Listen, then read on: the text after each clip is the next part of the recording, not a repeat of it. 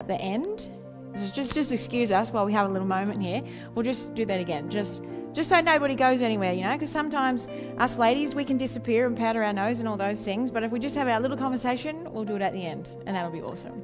So anyway, good morning. It's so great that you could come. I love these songs. These are some of my favorite songs, and I don't know about you, but sometimes I just need to sit and marinate in these songs. You know, you don't always have to sing praise and worship. Sometimes it's nice to just hear it and just soak it up, especially in this current season that we find ourselves in, which is really strange. You know, I saw on Facebook this morning somebody commenting saying it's not the same as being in person. It's not the same as face to face. And I can really appreciate that. And the whole team that's here, you know, week in, week out, you know, it's strange for us being in a church where normally it would be filled with people. Normally it would be full of noise. Normally it would be full of kids running around. Normally it would be full of, you know, kettles boiling and things happening and so much activity. But we're missing a lot of that activity. And sometimes it can be really difficult. But I want to say a personal thank you this morning to the people who are here. There's 2 auditoriums here, so there's 5 of us in this auditorium, and there's another 5 in the next auditorium, because you'd be aware I've got 3 kids, and they don't just magically sit in the car park while we're at church. There's people here looking after them as well, so we're doing all the right things. We're socially distanced. I shouldn't say la la la, but that's kind of what I mean, but we're doing all the right things. And but a huge thank you to all the team who week in and week out have been here making sure that church is online for us. And I don't know about you, but if you're on Facebook this morning, I would love for you to write your own message of thanks to the team that is constantly here every week, making sure that we can put a service out there to you. These guys are real heroes, I think, real heroes to be showing up every single week for you guys. We love you and we miss you. You know, I always say that, but I just want to really specially thank all those who are in the room this morning and the next auditorium as well. So speaking of this current season, it's a bit strange, isn't it? You know, Dion told me this morning that our Premier has done 100 press conferences in a row. That's probably unprecedented. I haven't taken too much time to look into that, but that's 100 days showing up day after day after day after day after day doing a press conference. We know the reason for that is because we've got this COVID-19 business and this socially distanced. There's all these things that are going on around us. But in this current season, it's weird. Church is really weird. You know, we've been here every single week. There's quite a few of us who've been here every single week. But it's still weird. It's not the same. It's not the same as having a children's program running and having to chase kids because they're being what we might say a little bit naughty or a little bit crazy. But sometimes you kind of crave that. You kind of crave that people would come back bringing all their imperfections with you, because people matter. And you know, I find myself in this season actually rubbing shoulders more than I ever have before with people who don't attend church, or not yet churched, or not yet saved, however you want to call it. Just naturally, you see them at the park, when you're lining up at the post office, when you're all 1.5 metres apart, you know, you're talking to people through your face masks. Been rubbing shoulders with people who I wouldn't normally. Been spending a lot more time with these people who are not yet saved. Even having chats on Messenger now with people, because I find myself in where we live. We belong to a mother's group, or I belong to a mother's group, not Dion, because he's clearly not a mother. And meeting all these different people where I live and talking to them just about life. Never really done that before.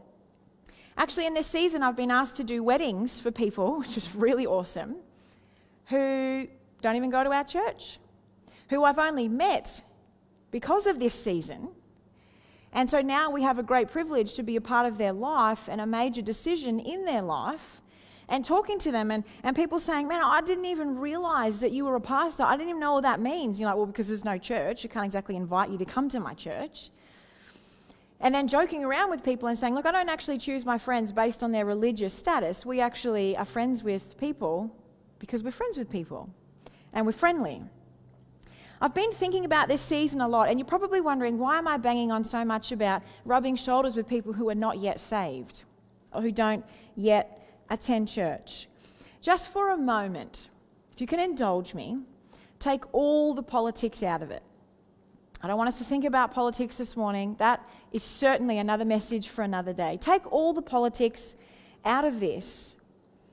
But this season has forced us to be present in a different way in our community. I have found I'm away from church language. I'm away from church behaviour. I'm away from dressing a certain way. I'm away from church, and I find myself in a season of people being real, being authentic, being raw. People seeing me in my mun bun in all its glory that I said to Dion last night was a bit more like dreadlocks than anything else. People who see you in your most natural habitat. Getting to know people on an authentic basis, not a basis of I'm wearing my Sunday best, because I only wear makeup one day of the week because really I don't have time for that. So people are getting to know you in your most authentic state. Not in your dressed up, polished, I've got a message to share with you state. I'm finding myself walking with these people, mingling with these people, rubbing shoulders with these people. And you know what? I absolutely love it. I've had to change my language in a lot of ways and actually be intentional and think, what is actually coming out of my mouth when I'm talking to people? What am I actually saying to people? What are people learning? What are people hearing from me? And you're probably thinking, again, what is she saying all this for? How is this even relevant to going to church on a Sunday? And I have to say, probably a scripture that I read this week, Micah chapter 6, verse 8, sums it up for me. Have you ever asked yourself the question, what does God require of me? Have you ever sat down and, made your cup of tea and thought, well, what does God require of me? Have you asked yourself? Because it's in the Bible, and we can look at that, and we will look at that. But what does God require of us? I've stopped to think about that this week. I've really stopped. Part of it for me is I would call myself the accidental pastor. So I came to this church some years ago as the youth pastor. I probably should sit down and write these things down. And I came as a youth pastor because I was offered the job as a school chaplain. And it was kind of a part and parcel. And I thought, yeah, you know what? What the heck? I love young people. Let's do it. So I was calling myself the accidental pastor. So I was a youth pastor for a while, and then our senior pastor at the time left, and then it was a bit of a like, oh, what are we going to do? We need to get some pastor in the church. And somebody rang and said, well, you've got a credential. You could just lead the church for a little while. So again, the accidental pastor goes from looking after the young people to looking after all people with some guidance, I might add. And that was okay. And then there was a point where I really felt God speak to me and say, it was a time to take on the church and to really lead the church. And I've really loved it. I really do love it. But I call myself the accidental pastor because I never sought out for this occupation. I never finished year 12 and said, I'm going to go to Bible college and I'm going to be a pastor. I never thought that. So recently, I've really been thinking to myself when people say, oh, don't you go to that church in Warwick, Nabil? What do you do at that church? Why do we see your face on the website? Who are you? And when you tell them you're a pastor, they're like, what's a pastor? And I know sometimes I go to hospital to visit people and they call me a reverend, and I find that really funny. But it is good because you've got a pastor's card so you can get in to visit people. But they're like, oh, your reverend's here to visit you. And I'm like, it's all right, you can just call me Lisa. It's totally fine. But I've just been thinking about, what does God require of us? What does he require of you and me? He doesn't require a label. He doesn't require that you have some sort of credential that you can say, I'm a pastor, therefore I'm God's representative. He doesn't require that. And at this time, I certainly don't feel like I ever have before in my role leading the church. It is so strange. Not seeing people. And it's not that you don't want to see people. For a long time there, we weren't even allowed to see people. It's strange, isn't it? What does God require from us? For a lot of us, the absence of this service on a Sunday, that physical face-to-face connection, the presence being here, has been very hard for people because a lot of people used to set their week off with this. They'd say, okay, Sundays are going to be at church at 10 a.m. and in your head you knew you were going to be there and you knew it was the first day of the week and you'd set that time aside. And people have been honest enough with me to say they've really battled showing up online at 10 a.m. on a Sunday. Maybe they slept in. Maybe you've gone away for the weekend. It doesn't matter what you've done. But people have been honest enough to say, I haven't been attending every morning at 10 a.m. on a Sunday. They do say, I generally get to listen to it at some point. You know, I might, because it's podcasted, they might put the podcast on sometime during the week. And they're still kind of getting that input and that connection, which is great. But is what God requires of us attendance at church? No.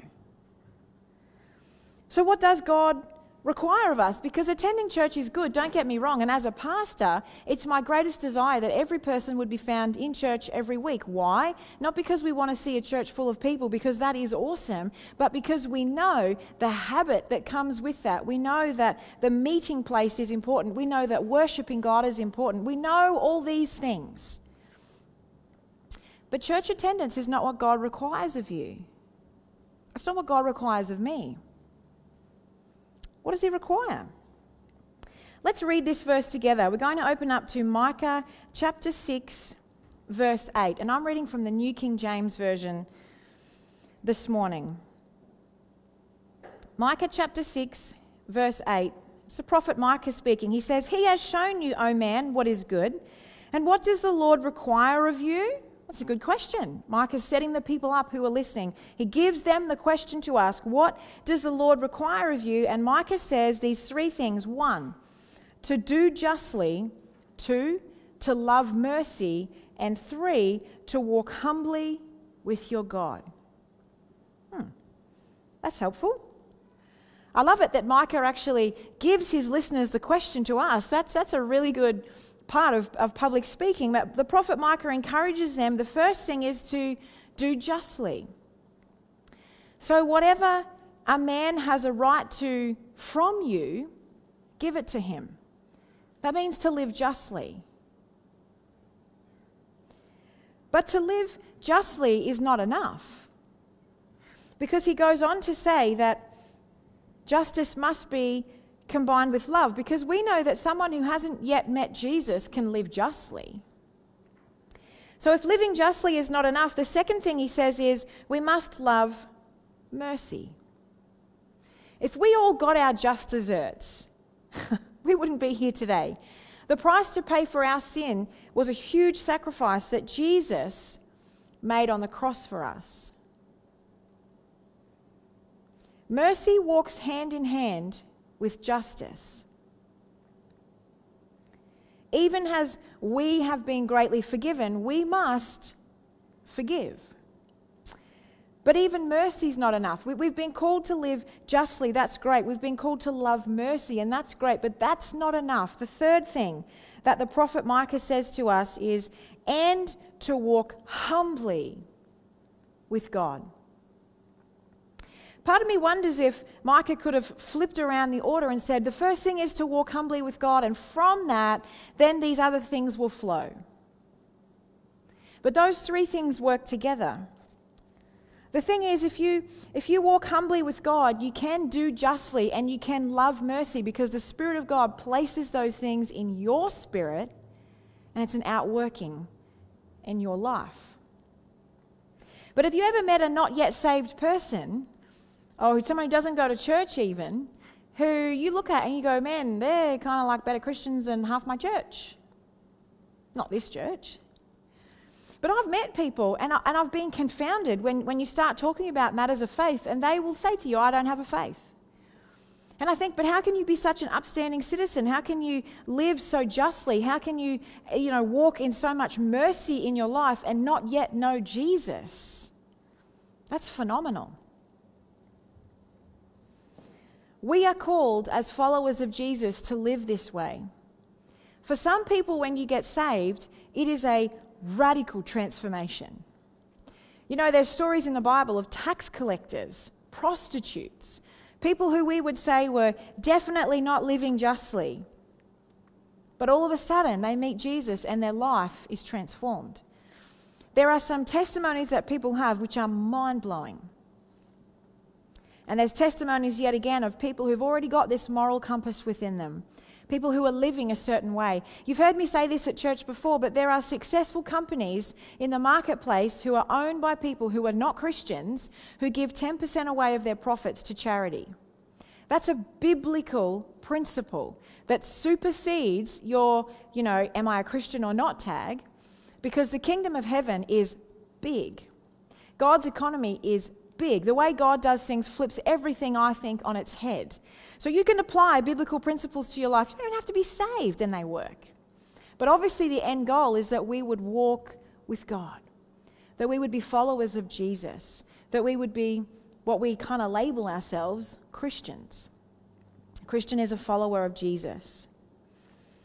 As believers, we're called to all three of these. We're called to walk humbly with God. But how can you walk with somebody if you don't agree with them? This thing here helps us to understand, to be, I'll just read this out to you because it's written way better than I can actually remember to say. The minimum divine requirements to us is to give everybody what he has right to, including the mercy to which he has a right, to have a lowly estimate of myself, and to live continually grasping the hand of God and being conscious of his overshadowing wing at all moments, and of conformity to his will at every step of the road. For us to walk humbly with Jesus, to walk with our God, I love how it says we're grasping the hand of God. We're not just loosely, hanging out here, we're grasping the hand of God. Walking with God, there must be communion. It's based in love, and it results in imitation. So when we walk with God, His Spirit is dropping things into our spirit, and all of a sudden we're filled with what the Bible talks about, the fruits of the Spirit. We're filled with these things: love, joy, peace, patience. Gosh, I need some more patience. Kindness, goodness, faithfulness, gentleness, self-control. When we grasp at the hand of Jesus these things, we start to imitate Him. God requires us to walk justly, to love mercy, and to walk humbly with Him, grasping, as these editors say, or these authors say, grasping at His hand. There's some people say, you'll hear them just say, that's just my religion, I follow Jesus. And that's a really shallow way of thinking about it, because if you really love Jesus, if you are really walking in communion with God, if you are really hanging on to the hand of the Father, you'll understand that these things are intertwined: the justice, the mercy, the love, all of these things. I wonder if you could get your emblems out this morning, and here's one that I prepared earlier with a bit of juice and my wafer here as well.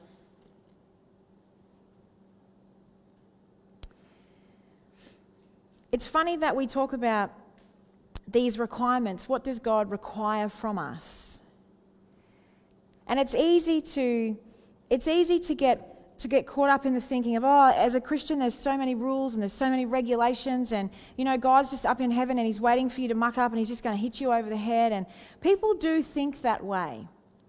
But in my experience, in now 37 years of life, I know I still tell people that I'm 30, but the wrinkles are starting to show, and so I've really got to start being a little bit more honest. I'm actually 37. We can start looking at our faith and realizing it's not hard to walk justly. It's not hard to live justly. It's not hard to love mercy. It's not hard to love when you are walking humbly with Jesus.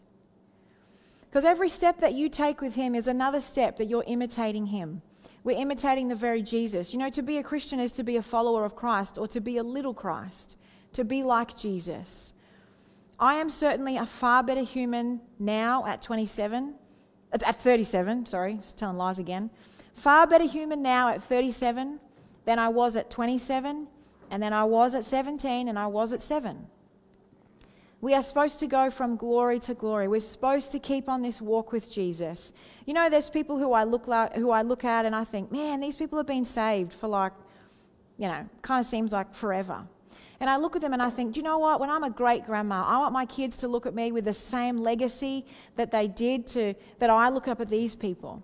Yes, you're going to have grey hairs and you're going to have wrinkles, you're going to have all that kind of stuff, but ultimately, those years of walking with Jesus, those years of walking hand in hand with him and saying, Jesus, I just want to live justly.